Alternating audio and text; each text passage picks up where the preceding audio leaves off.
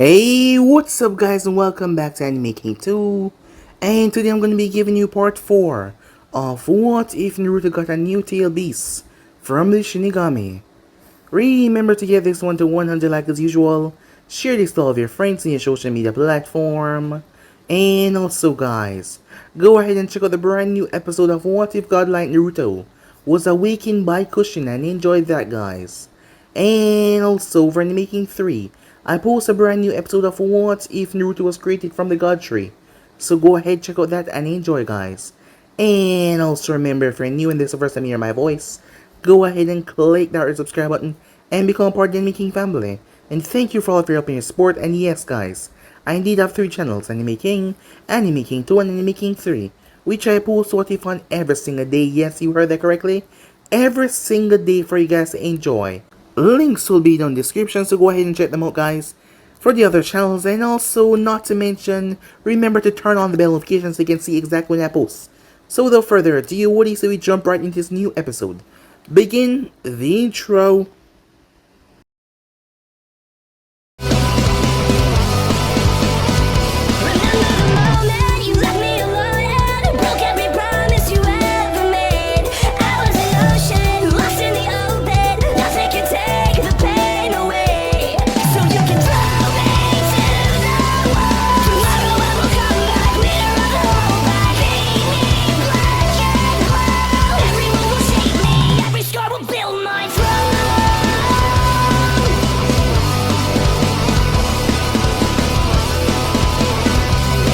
So, the last part that we left off, as Naruto had spoke with a boy known as Victor, as they made their way off. Upon speaking, Victor was curious with Naruto's bloodline, as the both of them were heading towards Kiri. As Naruto explained a few things he could do, Victor decided to call Naruto a nickname, seeing that he won't tell him his own name, so he called him Ghosty. So with that, they continued to move as they made their way towards a nearby port. Kushina was in Naruto's room, as she was crying same way, as she couldn't believe it. With the rain falling, it had washed away any scent from Naruto at all. There were several reasons. The land of rice were allied with the stone, and without giving them a reason, the daimyo would not allow them to cross their border, and if they did, without reason, it would seem like an act of aggression. And with the hidden stone, nothing was ever that simple. But they could not allow the information to get out that Naruto was missing. After all, if this was to get out, well, the situation would be dire. People would be hunting after him non-stop. So they couldn't allow for that information to get out, but this was just horrible. As Kushina ended up fainting, yes, she fainted right there and then. As Naruto and Victor had made their way towards the port, upon arriving there, Naruto and Victor had paid for the boat. The man would take a few hours to get everything ready, so Naruto delivered the letter, as they told him that it was no rush, so that he could go back to Konoha. As he delivered in Shikamaru's name so that no one would know that it was him, and, well, come after him. So with that, he made his way after buying a knife for himself. Some days later, Shikamaru got the note, as he informed his father, who brought him towards the hospital. It turns out that Kushina was pregnant. Yes, she was pregnant. That is the reason why she fainted. And she knew that she shouldn't be stressing herself out having this new child. But she wanted Naruto back. With Naruto back, they would be a big happy family once again. So with that, Shikamaru came along with others as he handed the note to the Hokage, as it was 2 of them. Minato read it. It was Naruto explained that he could not stay. The words were cryptic, but Shikamaru remembered that night. As he remembered that look in Naruto's eyes, at first he thought that it was nothing, but now it made perfect sense. As he talked with them and told them what he believed, that Naruto had a bloodline. Well, they were shocked to hear that, as they never thought of that. Well, what kind of bloodline could it be? And not to mention the girls didn't know that Naruto had, well, run away, so now this was just a shock for them, as it was really tense in there. Some time passed as Naruto and Victor finally arrived. The things that Naruto heard about, they were not that civil. As they got to the port, they saw people looking at him strange, and Naruto mostly. He saw the people glancing at him and Victor, as they didn't see them as help. Some of them downright hated them. It was then they came across three strange people. The first one was a rather bulky guy with a long cloth, with tribal tattoos over his face. The second was a guy that didn't have any eyes, and that was rather strange. The third was a girl with one eye in her forehead, a cyclops of sorts. As Victor spoke to them rather casually, but Naruto was a bit hesitant, as he stayed behind Victor until Victor called him to introduce him to the three of them. So yeah guys, that's basically as we left off. You guys can switch across the place and check it out for yourself. And also guys, remember to go ahead and check out the brand new episode of What If God Like Naruto Was Awakened by Christian, and enjoy that guys. And also over in the Making 3, I posted a brand new episode of What If Naruto Was Created by the God Tree, so go ahead and check out that and enjoy. So what do you say we jump right into this new episode? Let's get right into it guys. Victor swung an arm around Naruto's shoulder and pulled him close. When the old man asked who he was, I almost forgot. This is, well, we don't have a name for him yet. I gave him a few, but he didn't seem to like any of the names that I came up with for him. Anyway, he's kind of new to the outcast life, so I offered to let him tag along with me. I hope you don't mind, Victor said, but his tone sounded like he didn't really give a damn if they minded or not. As Naruto glanced up towards them, surprisingly the two of them were giving him an understanding look. He could not see a look from the old man because, well, he didn't have any eyes. The old man actually moved forward and placed a hand on Naruto's shoulder. Despite unable to see it, he touched his shoulder. I do understand. While it is rare, it is not uncommon for new faces to join the outcasts. If I may ask, what caused you to run? The fact that you don't want to give a name shows that there might be people looking for you. The man's voice was gentle and kind, not patronizing, which Naruto was grateful for. As Naruto swallowed thickly, I unlocked a new bloodline that forced me to eat souls for substance, he said. His voice coming out soft. He did not make the surprised look that crossed the other two faces, but they were quick to hide it. A small frown crossed the old man's lips as he tilted his head to the side, but it turned into a smile as he gave an understanding nod.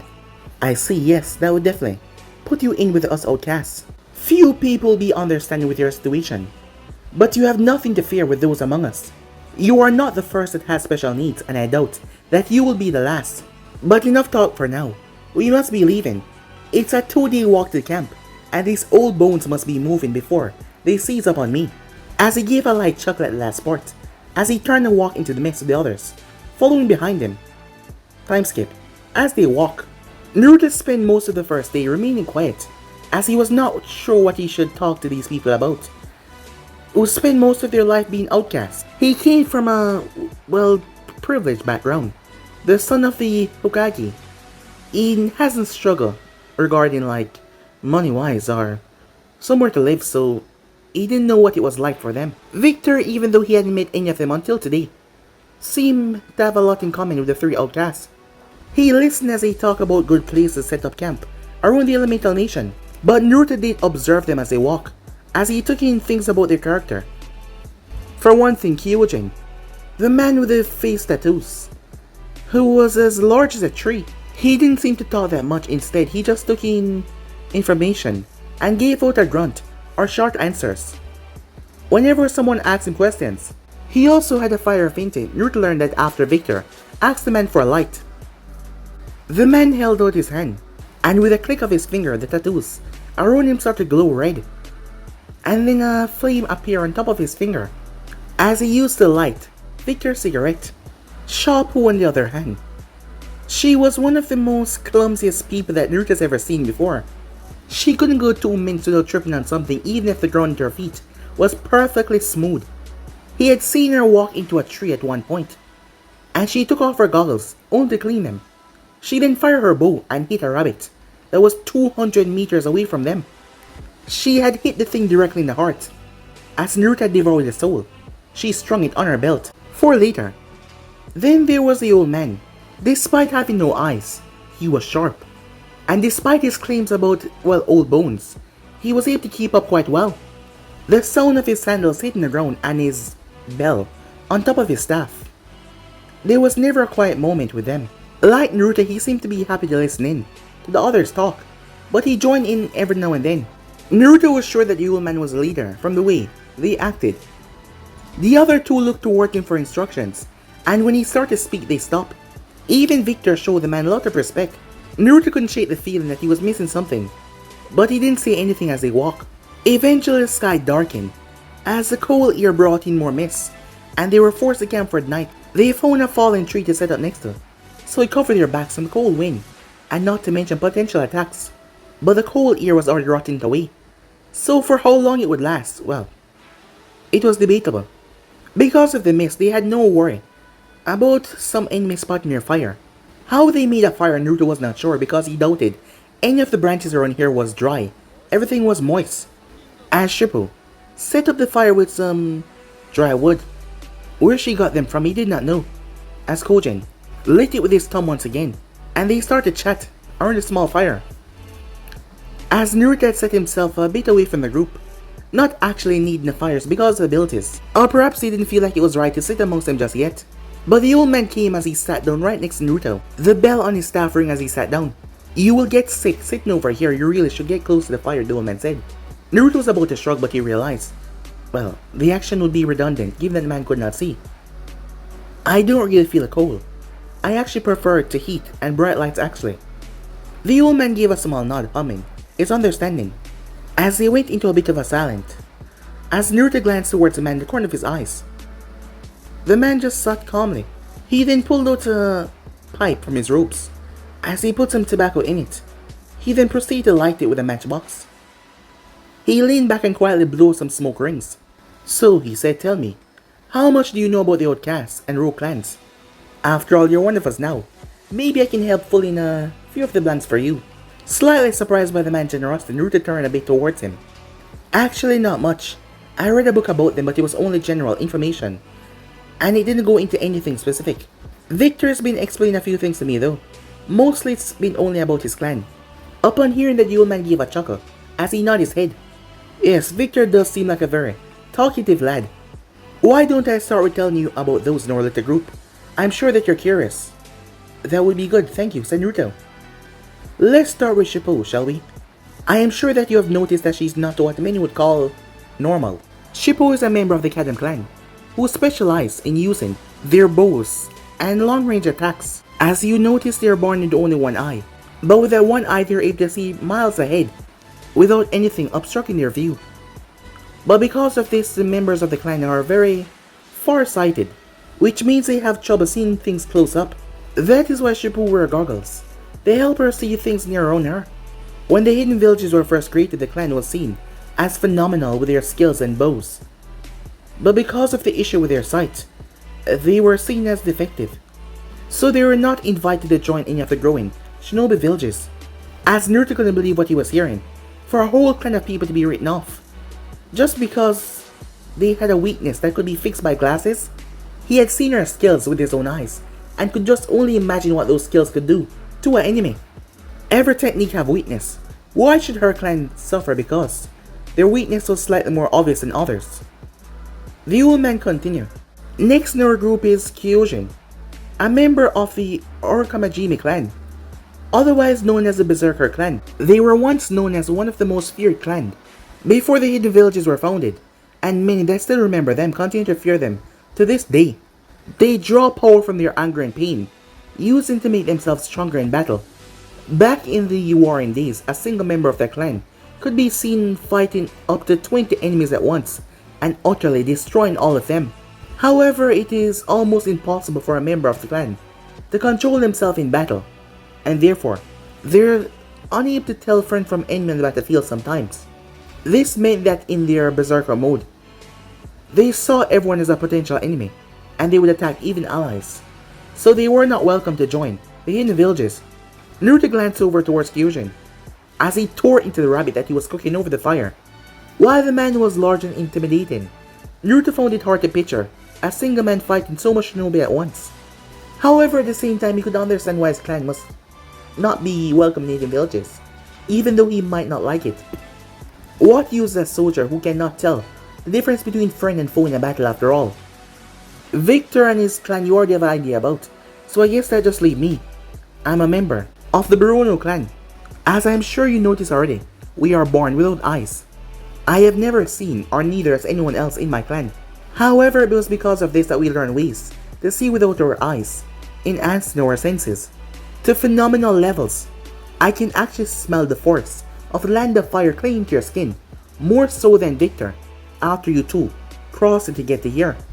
But our sense of hearing is the strongest, allowing those of our clan to see everything around them, using the sound as a sonar.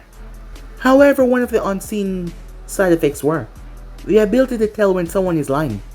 Naruto felt himself stiffen a bit, as he felt a bit nervous. I can hear when the heart rate picks up, which is a big indicator, but that is not the only one though. There is also the slight increase of body heat that comes with getting nervous, certain pheromones that try to keep calm in a sense of panic. All of these come together, I can sense them all. Just like when you told us that you unlocked a bloodline. Naruto was about to bolt, just rush off into the mist, but before he could, the old man placed a hand on his shoulder. You don't need to run, boy. I will not say anything. While you lie about the bloodline, you are also telling the truth about the souls. That much I know. I can't let people know about me. Not yet. I have to be stronger if the truth is gonna come out, said Naruto. The old man gave a small nudge of acknowledgement, the hand on his shoulder loosening quite a bit. I understand, child. You have your reasons. It is your secret, and you do not mean harm to us by keeping it. But I had to be sure. If you ever had the need to talk about it though, know that I will always be around. I should also warn you though, there might be others in the camp that will be able to tell the truth. Both parts, even a few, that will be able to know exactly what you are. But they will mean you no harm as long as you mean the rest of us no harm. As for the rebels, as long as you prove yourself, there will be no reason for them to cause trouble. Some of them are decent enough and can sympathize with our struggle. A few are still minor with hate and hypocrisy though. As he patted Naruto on the shoulder using his staff to get back to his feet. As he made his way back towards the fire, leaving the blonde alone to his thoughts.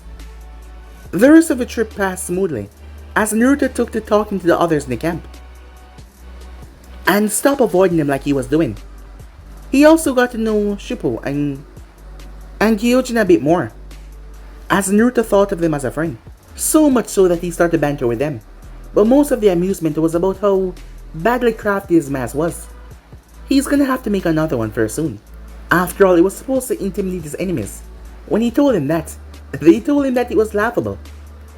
He learned that Shippo and most of her clan wandered the land of lightning, the mountain high range, giving them plenty of points to glance out from. She also told him that she liked to paint, as she showed Naruto a few of her paintings. At first, Naruto thought they were photographs. He was shocked by how lifelike they looked. Gyojin didn't talk much at first until the subject turned to fighting. The man talked about the battles that he has been in, and about the thrill that they gave him to dive head first against his opponents. He loved it. Naruto had never heard someone talk so passionately about battle before. And the other subject that got him talking was his family. That surprised Naruto, seeing that he was so obsessed with fighting. Apparently, he had a wife, 3 children too. 2 sons and 1 daughter. His oldest son and daughter was in Land of Snow, another land that was in the middle of a civil war right now, even though it was not the same scale as Land of Water. His youngest son was at the camp with his wife. He was 14 years old. His name was Komono. It turns out the old man also had a family, and he spoke with them with nothing but love in his voice. They were not with the camp though. Naruto asked where they were, but the old man would not say. Naruto didn't really say anything about himself, but he did show them one of his spirits, and showed them a bit more what he can do. But as they got closer to the camp, Naruto noticed the group becoming more quiet and subdued. Even Victor got quiet. The mist was also so thick they could not see, as Shippo was one leading them.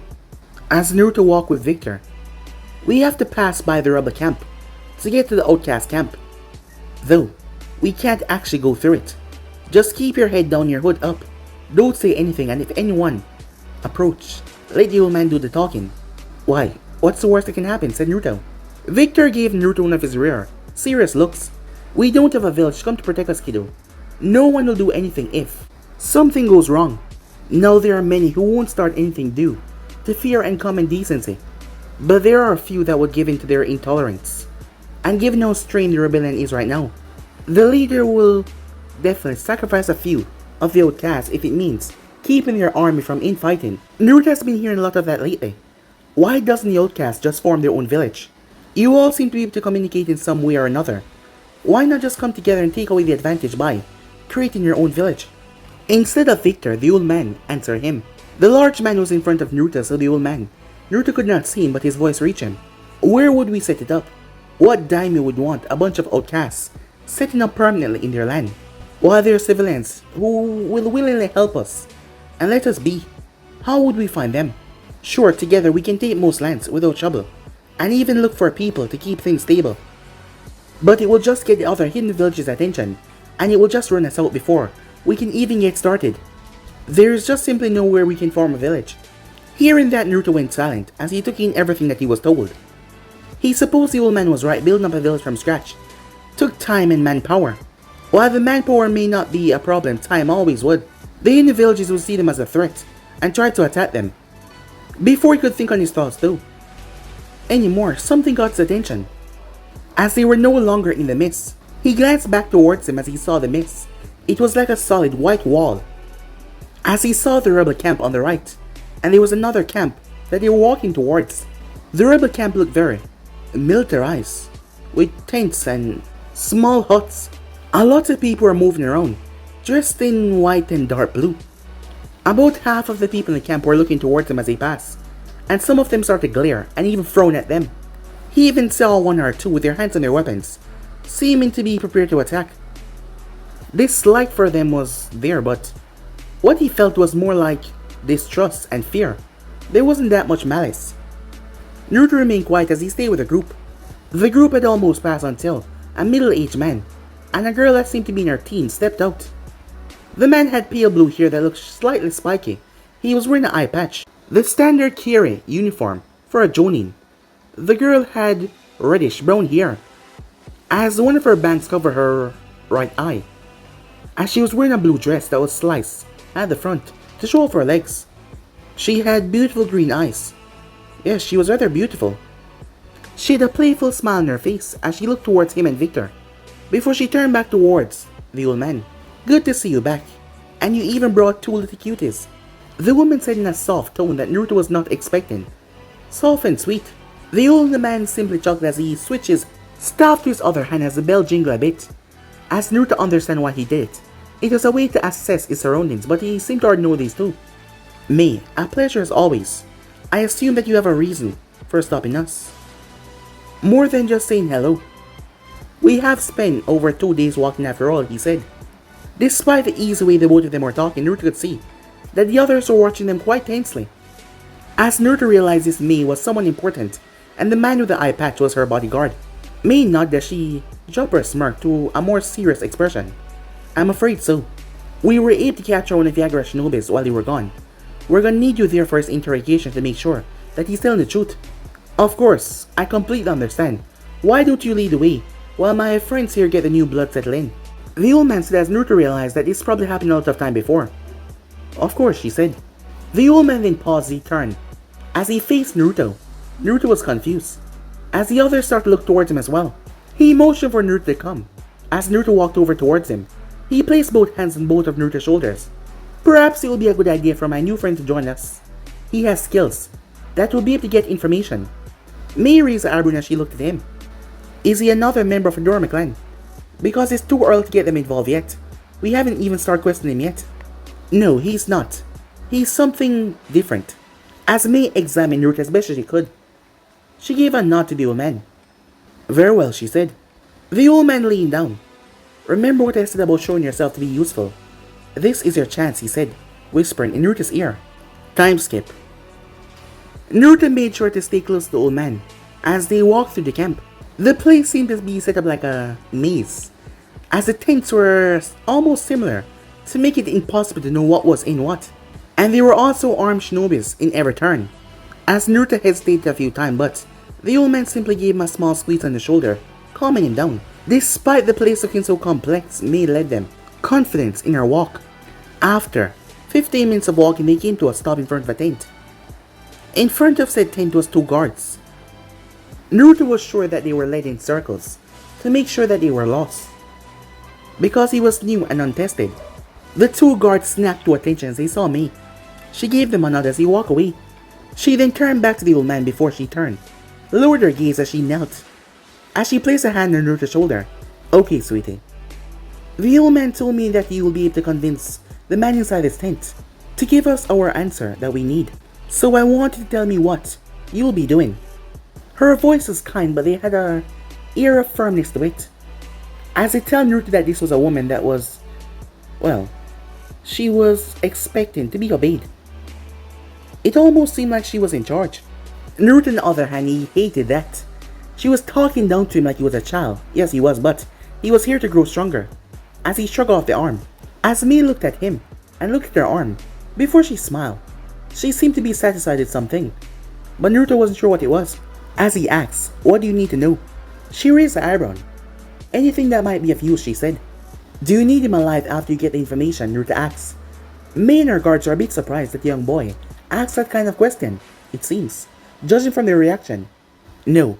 Once we have the information, he will be killed anyway." "Why?" said Mei. Naruto gave a silent nod though, instead of answering, motioning her to lead him inside the tent. Mei turned towards the guy with the eye patch as he opened the tent. The only thing that was there was a man, as he was tied to a chair. And nothing else. Said man looked like he was on the wrong side of a earth jutsu. His clothes was dirty and it was torn rather badly, as he was tied up securely to the chair. His face was black and bruised, as Naruto saw dry blood. As Naruto stayed in the shadows watching the proceedings. As they stepped towards the prisoner. "Screw you, freaks! I'm not saying anything to you creatures. I'll die before I talk!" As Naruto figured that this was the best moment to let his presence be known. "That can be arranged," he said. "I'm hungry." As he stepped forward, as intimidating lines go, that was a probably good one, but Naruto was 10 years old, and his mask looked like it was created by a child, so yeah, it wasn't that intimidating. The man looked towards him, before he burst out laughing. "Are you kidding me? You got a brat to interrogate me now?" The man threw his head back and laughed, finding the whole thing just so amusing. Naruto pulled out his knife and slashed the man's throat clean open. It wasn't a clean cut, so the blood spurted out everywhere. The only thing that had stopped me and Ao from jumping forward was the old man holding up his hand and telling him to wait, as they saw when Naruto pulled his knife and they wanted to stop him. Before they had arrived, the man had been beaten for information, but they didn't know if it was true or not. That is why when she heard that the woman arrived, she made her way instantly. She didn't like the idea of a child being involved with interrogation, or being in the war for that matter. But she trusted the old man, and if the man claimed that the boy had skills to help them, then she would trust him. After all, they were in the midst of a civil war. But she never expected him to just kill the man. You could not get information from the dead after all. Mei was not like the others, some of the others. She didn't have a problem with them, but she knew that most of her soldiers, well not all, but some of them had some problems with them. But even so, some of them kind of freaked her out a bit, but she kept neutral to herself, as they did nothing wrong. In fact, they were actually helping them. Not to mention Mei saw the facts. The only reason why they were still going was because of the outcasts, as they were too little numbered, but the outcast was bulking their forces, and their strange abilities were helping quite well. That is why most of the Mist Ninjas did not like them, because this war was supposed to be won by Mist Shinobis, not the outcasts, and that got them angry. But still, she was confused. Why did he kill him? He just killed our prisoner before we could get any information out of him. As Mei glared at the old man, forgetting momentarily that he had no eyes. "My dear, I can tell you right now that death is only the beginning when it comes to this old man here." Mei had no idea what that meant as she turned back towards the boy, and her eyes widened in shock when she saw him do what he did.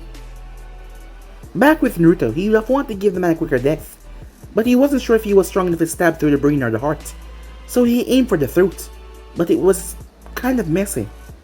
He could hear the others behind him talking, but he did not pay attention as he reached up when he saw the soul and grabbed it. Upon touching said soul, the others could see it, as he heard the surprise behind him. As he slid the mask to the side before, he opened his mouth and swallowed the soul as he felt it going down. Naruto and Yu could talk without entering his mind. That shouldn't be too surprising, after all, they were two souls sharing the same body. After 5 minutes, Naruto walked over towards the table as he picked up the pen and started to write down everything that he now knew, but he did not write down the jutsus that he got, as Yu had sorted through the 2 months of memories in 5 minutes. He did remove some of the unpleasant one. "What was that?" Mei asked. "Just my bloodline," said Naruto. "And just what is your bloodline?" Ao asked. As Naruto glanced towards the man in the eye patch, this was the first time he was speaking to him. His tone was a lot more serious than Mi's. He must be unnerved by Naruto's memory. I have the ability to see people's memories, said Naruto. It wasn't a lie, but judging by the look on their face, they knew that it was not the full truth. It took another few hours before the old man and Naruto were allowed to leave. But they didn't want them to leave as they wanted to know exactly what could he do. But Naruto did not give them anything specific. So after not getting anything else, they allowed them to leave. They had the information they wanted, but Naruto was sure that he would be checking it at least 100 times before they would trust him. Ayo was the one that led them out, as he pointed them to where the outcast camp was. When they got to the outcast camp, Naruto noticed as well how different it was the moment they got there.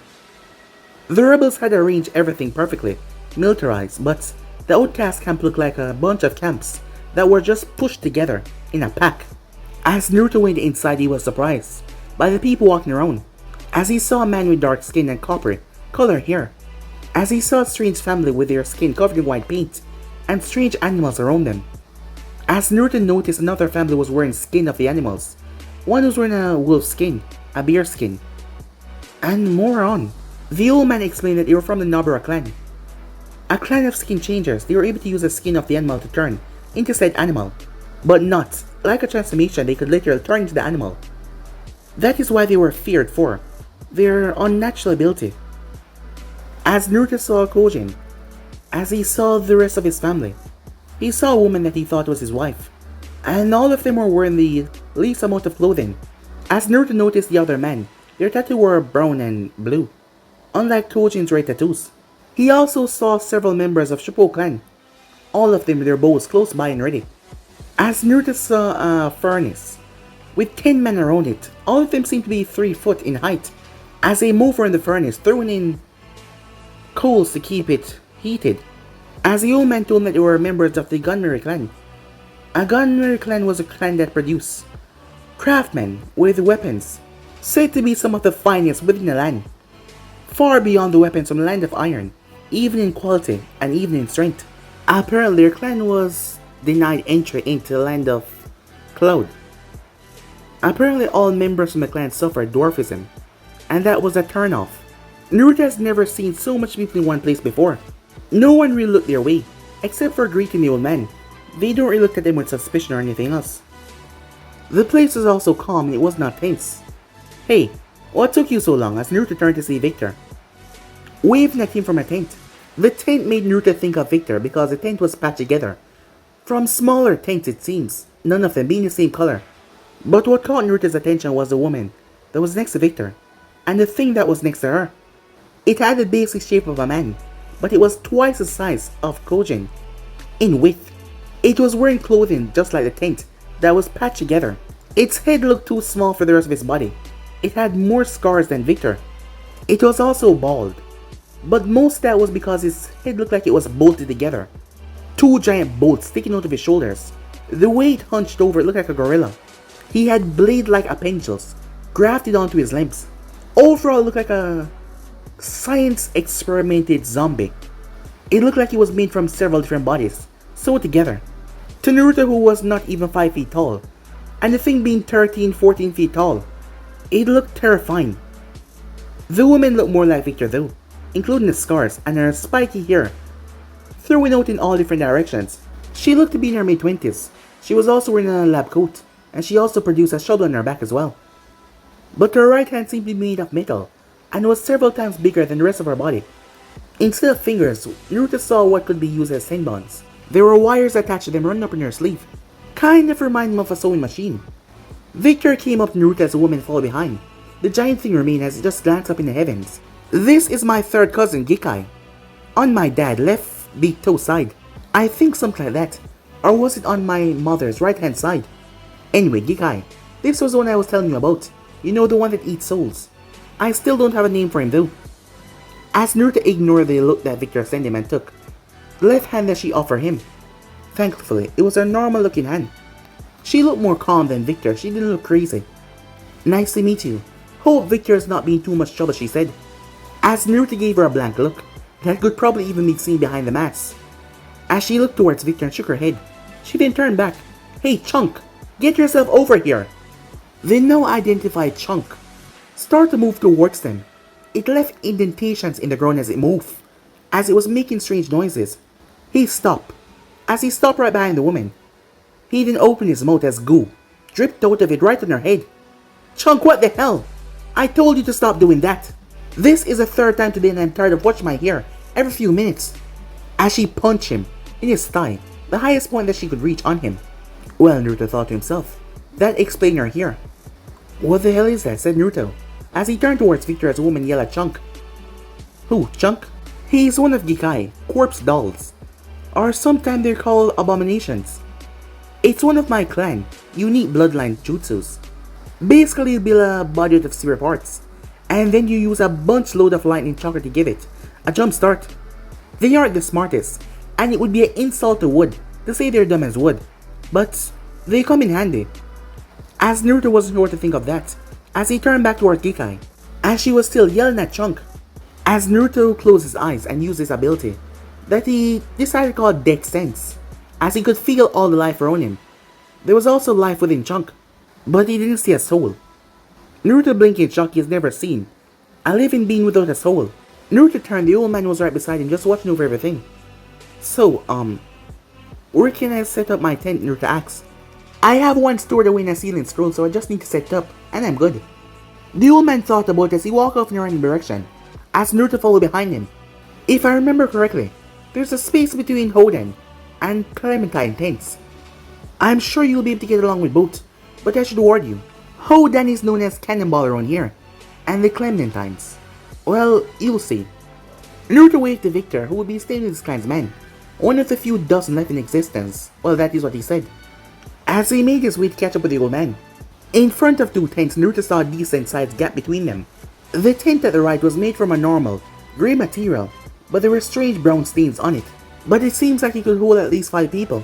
There was also a foot-wide pole that stuck in the ground, that went straight high up in the air. The tent on the left seemed like it was patched back together at least 100 times. Before Naruto could say anything though, the old man grabbed his shoulder and pulled him 3 steps to the right. Bang! Something shot out of the left tent, right where Naruto once stood. The thing carried on as it burst through several other tents, before a member of the Berserker clan stepped forward, a hulking of a man with brown tattoos. As they started to glow, the earth rose up and covered his body like a second skin. He then reached forward as a cannonball slammed right into him. He was pushed back about a foot, before the blur dropped to the ground with a groan. As Naruto blinked, to see that he was a guy in his mid-teens, with an apologetic look on his face as he started to apologize to everyone for what he did. He was around average height, with a lean build for a shinobi, black jumpsuit with fingerless gloves, metal boots and goggles that cover his eye. That's Hodan, and I said he's better known as Cannonball. He's not actually part of a rogue clan. He's actually from a small village in the Earth Country. From what I was understanding, he was asked to leave after knocking down a few houses due to his ability. It got to the point where he had to make a run for the border before the Hidden Rock could find him. Naruto watched as the guy kept on apologizing over and over as he started to help refix the tents. What was that exactly? I've never heard of anything like that before, said Naruto. And before meeting you, I never heard of someone that could eat souls. Things like this happen more often than people think. New jutsus are created through trials and errors. New bloodlines can appear randomly, going unnoticed for years. Eventually people find their way to outcast camp like these. Just like you did. It's no secret that some of the great villages want to use these abilities and spread them, so most of the people end up being breeding stock, or worse. As Naruto could not imagine his father saying something like this, he knew there was part of the jobs that his father never talked about before. But wasn't his father the one that was always saying that the village needs to be put above everything else? He always used that to justify himself. The old man told Naruto that if he needed anything, he should come to him. As he said his goodbyes, Naruto moved towards the open area. He was ready to put the tent up when a voice caught his attention. Not enough. Why must that old man keep on sending brats in my direction? I mean, first it was that rock head. Hold on, I know it's a kid with a clown mask, a voice said, interrupting Naruto. As Naruto turned to see that it was a girl. She had blonde hair and she looked to be around his own age. Her eyes were pink, but her face, it was the face of a predator looking at a prey. Hey, come on now, don't be so harsh to the new kid, Hodan said as he approached. The girl snapped her gaze towards him. Did it look like I was talking to you, Boulder Brain? The smile on her face got bigger, as that unnerved Hodon, despite her voice sounding angry. She was smiling strangely. Come on, Clementine, As Naruto glanced to see people were gathering to watch. Before Hodon could say anything, the girl appeared in front of him, with that smirk on her face, wider than ever. Despite being so small, when she drove her fist into his stomach, he collapsed on the ground. The group started to laugh as they cheered the young girl on, as Naruto believed that some of them were still pissed off about their tanks. I told you before and I'll tell you again, Boulder Brain. The name is Lady Clementine. The inhuman Lady Clementine. As she bowed to the crowd. Sorry, Lady Clementine. As he gripped his stomach and tried to get back up. You are forgiven, I suppose, she said. She then turned her gaze towards Naruto. So short, skinny, and ugly. Who are you, she said. As Naruto pulled down his hood as she saw his mask. Oh, I see. So you're not just ugly, she said. He was about to say something. You're so ugly that you have to wear a mask to hide your hideousness from the world, she said. As Naruto looked at her, the word just slipped out of his mouth. You're kind of a bitch, are you? Bang! As Naruto hit the floor, as she punched him in the stomach, knocking the air out of his lungs. As Naruto felt the soul chakra coursing through him as he heard you in his head. Come on, Naruto. Kick this bitch's ass. Naruto got to his feet quickly. She stepped back in surprise. He rushed forward, but she twisted her body and kicked him right in the face. But Naruto's body did not touch the ground as he bounced off.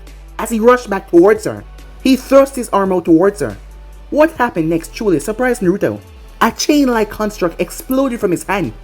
It was like his mother's and sister's, but his was pure grey. The chain slammed in her stomach, threw in her back, as she crashed. Damn it, that hurt like a bitch. She got to her feet. You can make that weird chain thing. Hey, that's not fair, she said, as she looked down towards her stomach. The parts of her shirt where the chain touched had been gone, the edges showing that it was rot away. The flesh beneath also showed that it started to rot as well. But instead of being angry about it though, she started to laugh. One of the aspects of her bloodline started to work though, as the new flesh started to drive away the corroded flesh. She glanced towards him as she saw his eyes behind the mask. The white of his eyes turned black, and the pupil turned crimson, and they were also wide with surprise. Like he had no idea how he just did that. Finally, she said, a kid my own age can fight back. So, what's your name, kid? Or should I just call you Ugly? Naruto thought that she would be crying or raging out, but she sounded happy. But then she had to go and call him Ugly once again, as he decided to say the first thing that came to mind. The name is Pain, you bitch. That was the first name that popped into his head. He will go by the name Pain. Time skip. 3 years later, Naruto walked through the winding streets of Kirin. It has been 3 years. 3 years since he fled his home in the night. 3 years since he fled like some criminal. 3 years since he came across Victor, the bizarre boy who would later become one of his closest friends. 3 years since he come to the Land of Water to join the Rogue clans and fight aside the rebel ninjas of Kirin. In those 3 years he has changed a lot. He doubted that anyone that saw him in the past would recognize him as him now. He stood at 5 foot 11 inches. His arms were muscular and broad. He had cut his hair as it stopped right at his neck. Having long hair in a fight would just give the enemy something to hold on to. His skin was still a bit pale, but no longer unhealthy pale. It just looked like he hadn't been in the sun that much. And being in the climate of the water country, it was true. Also gone was his mask. It had been destroyed by Clementine in one of their spars, as he was not hiding his face anymore when he was in his home. Lucky though, because of his mother's genes, he no longer resembled his father that much. And not to mention his eyes that now had black for the whites and red for the pupil, made him look completely different. As he didn't see any point of hiding it anymore, not now that he found happiness in his new home. He was wearing black mottle shinobi pants that was designed specifically for him. He was wearing a mesh shirt with an open coat over it, a permanent storage seal on each of his wrists that made pockets useless. Thinking back on the last 3 years, he could not think of one thing that he would do differently. His life in Konoha became a distant memory day after day, as it was like he lived here his entire life. The war in Kirin had ended a year after his arrival. He didn't play that much of a big part in it though. Despite his unique skills, he was still just an untrained kid in the rebel eyes. Him and Clementine and the other kids at the camp mostly play some minor roles in the war. They run messages through the enemy territory sometimes. They acted as support, going in to clean up the remaining forces.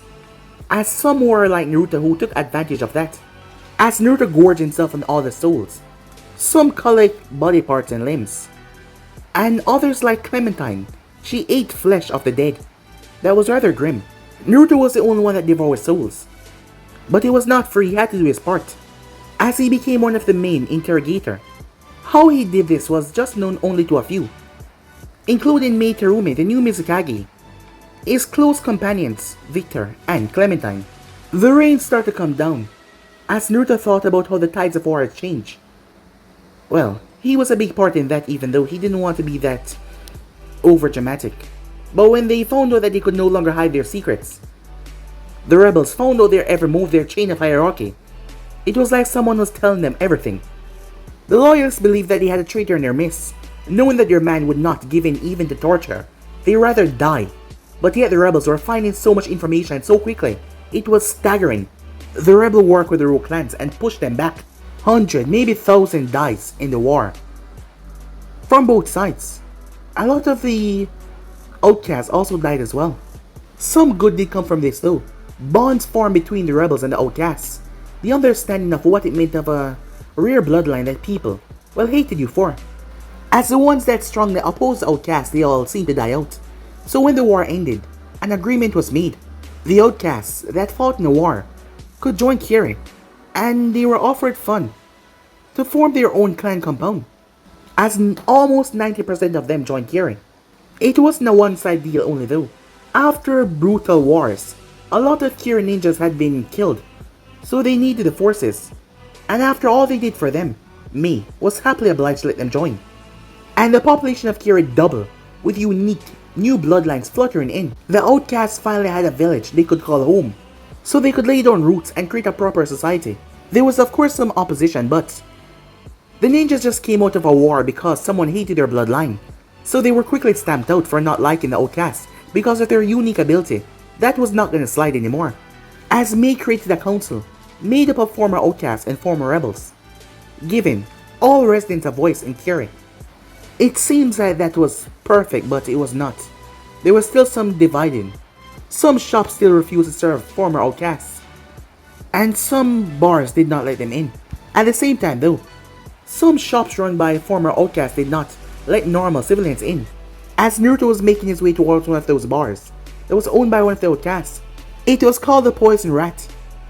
As Naruto saw a reddish puddle before he can step in, looked like some unlucky bastard pick a fight with the wrong person, he thought to himself. Well, look who it is. If it isn't that bastard Pain. As Naruto turned, yes, that was the name that he had chosen 3 years ago, and it stuck with him. Pain. Perhaps it would be soon known through the entire elemental nation. Only time would tell after all. But guys, be and subscribe right here. If you want the next part to do, like, subscribe, comment down below, and turn on that bell notification to stay posted. Remember, share to all of your friends in social media platform. But I'm off for now, see you guys soon. Peace.